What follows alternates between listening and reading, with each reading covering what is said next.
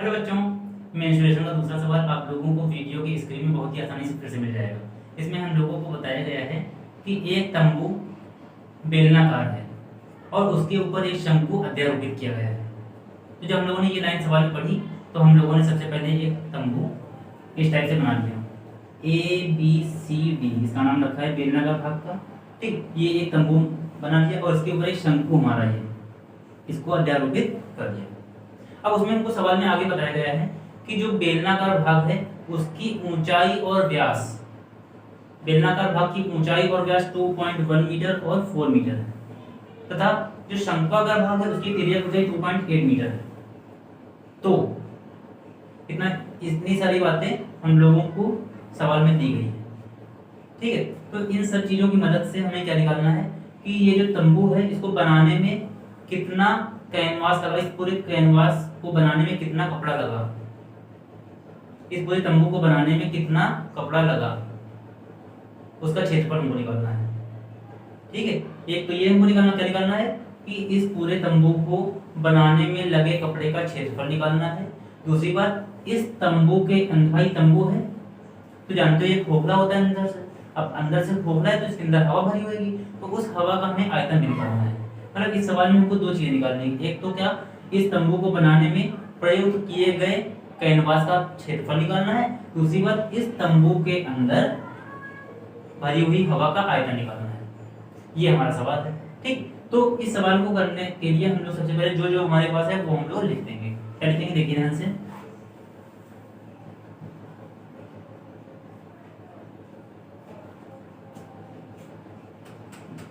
बेलनाकार भाग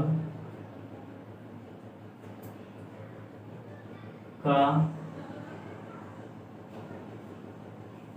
यहाँ पे इसकी ऊंचाई और व्यास दिया है ना, तो बेलनाकार भाग की ऊंचाई तो यहाँ पे ऊंचाई को हम लोग h लिखते हैं, h बराबर कितना दिया 2.1 मीटर, 2.1 मीटर। और इसी का व्यास हमको दिया है, व्यास को d, व्यास मतलब डायमीटर होता है तो d लिखते हैं, इसको हम लोग लिखते हैं कितना 4 मीटर है। अब इस व्यास की मदद से हम लोग क्या निकाल लेंगे, इसकी त्रिज्या, केंद्र से लेके परिधि तक की दूरी, ये जो है ये CF जैसे है ना, तो त्रिज्या को हम लोग क्या लिखते हैं, त्रिज्या इस पर एक रेडियस होती है तो r से लिखेंगे। हाँ, तो त्रिज्या r बराबर, त्रिज्या स्मॉल r बराबर हम लोग क्या लिख सकते हैं d/2, यानी कि 4/2। 2 से इसको हम लोग कट करेंगे जब तो यहाँ पे 2 आ जाएगा, तो r की वैल्यू 2 मीटर। ठीक है, h हो गया और r हो गया। अब हमने इसके बारे में लिखा, इसके बारे में लिखा। ठीक है, अभी ये हमारा बाकी ये क्या, शंकु की तिर्यक ऊंचाई, तो इसको भी यहाँ पे लिखेंगे हम लोग, शंकु की तिर्यक ऊंचाई,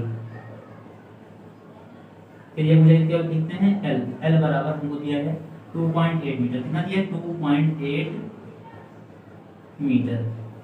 ठीक है, ये है शंकु की तिर्यक ऊंचाई, ये इतना हो गया। अब हमें क्या निकालना है, ये जो पूरा तंबू है बनाने में कपड़ा लगा होगा, कपड़े का क्षेत्रफल निकालना है। तो क्या लिख देंगे यहाँ पे, तंबू को बनाने में प्रयुक्त कैनवास का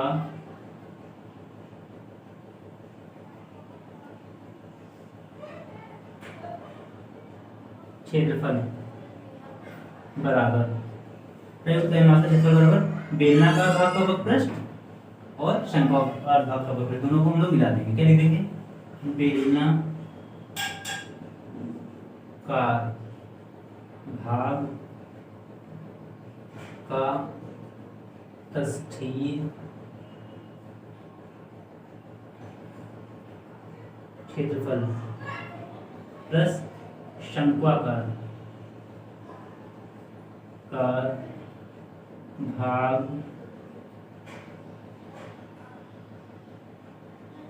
का तस्ठीय क्षेत्रफल। ठीक है।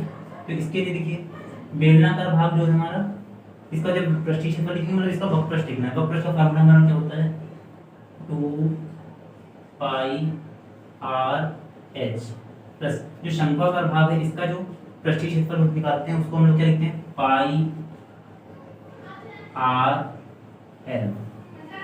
ठीक है, देखिए पाई यहाँ भी है और आर है यहाँ पे, वैसे पाई यहाँ भी आर है यहाँ पे, तो पाई आर को हम लोग कॉमन कर सकते हैं। तो क्या लिख देंगे हम लोग यहाँ पे, पाई और आर कॉमन किया तो यहाँ पे जब 2 निकल 2 बचा और एच, तो 2h प्लस यहाँ से पाई और आर निकल गया कॉमन में, तो क्या बचा एल, यहाँ पे एल लिख दिया।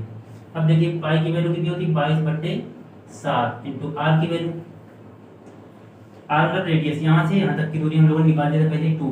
ठीक है, तो यहाँ पे इसको 2 लिख दिया, ब्रैकेट लगा दिया 2, फिर h की वैल्यू, h देखिए यहाँ पे हाइट कितनी है 2.1 मीटर, h की वैल्यू हमने ऊपर भी लिखी थी 2.1 मीटर, तो यानी 2.1 प्लस l की वैल्यू, l मतलब त्रिज्या पूछा कितनी 2.8 थी, 2.8। ठीक है, अब देखिए इसको सॉल्व करेंगे हम लोग, तो ये 22 का 2 में गुणा 44 हो गया, 44/7।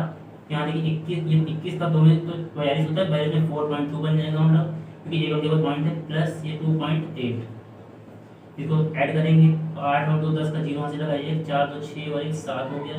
यहाँ पे कितना था हमारा 44/7, ठीक है, ब्रैकेट के अंदर। अब देखिए साथ में यहाँ पे क्या लिख सकते हैं लोग, 44/7।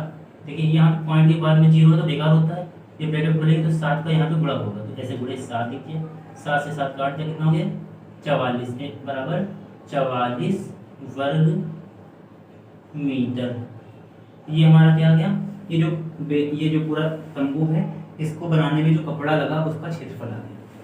ठीक है, अब इसी में हमको क्या निकालना है, इसके अंदर हवा कितनी भरी है, तो हवा का आयतन निकालना है।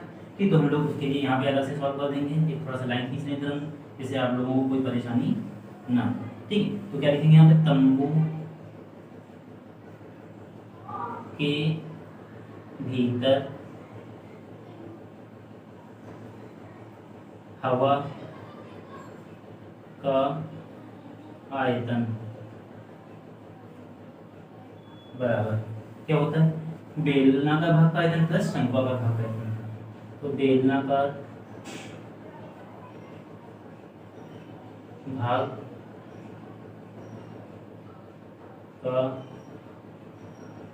आयतन प्लस शंक्वाकार भाग का आयतन। ठीक है, बराबर लगा दिया।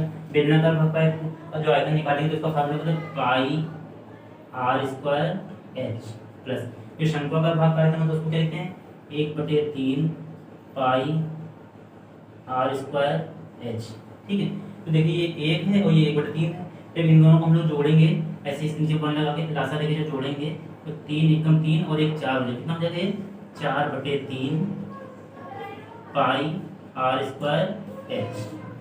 ठीक है, अब इसकी हम लोग वैल्यू पुट कर देंगे, सॉल्व कर देंगे। क्या लिखेंगे यहाँ पे सबसे पहले, देखिए बराबर इसी के नीचे से करें तो आपको ज़्यादा अच्छा समझ में आएगा। 4/3 पाई की वैल्यू कितनी होती है 22/7 इंटू, देखिए r² लिखना है, r की वैल्यू कितनी थी हमारी, देखिए रेडियस कितनी थी यहाँ पे r2 था, तो 2 का स्क्वायर कितना हो गया 4। ठीक है, 4 इंटू h की वैल्यू कितनी 2.1 मीटर। ठीक, अब देखिए इसको हल करने के लिए हम लोग क्या करेंगे,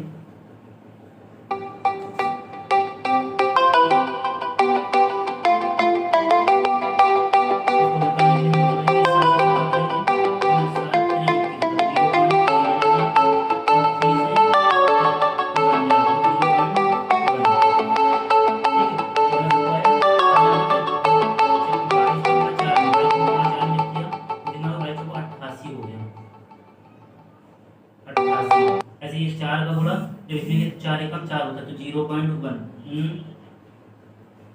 4 का गुणा 1 में तो 4 एकम 4 होता है, ये 0.4 बन गया। अब इन दोनों का जब गुणा कर देंगे तो कितना आएगा हमारा 8 चौक 32, देखो 8 चौको 32 के 2 हासिल 3, 8 चौको सॉरी 4 8 32 2 हासिल 3, 4 8 32 होती है 35 और यहाँ पे एक केवल पॉइंट लग गया। ठीक है, सबसे पहले हम बोली फिर से बता रहा हूँ, देखिए 22 का गुणा 4 में किया था, 22 को 88 आ गया था हम लोगों का, ठीक।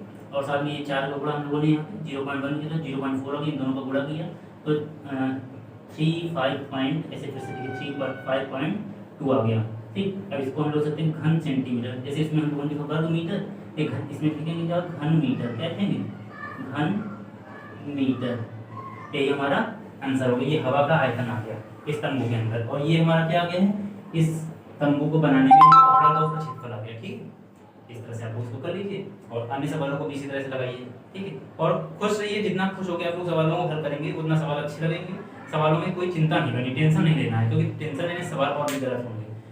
जितने भी सवाल लगाओ पूरे खुशी मन से लगाओ, जिससे गणित आप लोगों को बिल्कुल आसान लगने लगे, ठीक है। मेरा वीडियो देखने के लिए आप लोगों को बहुत बहुत धन्यवाद।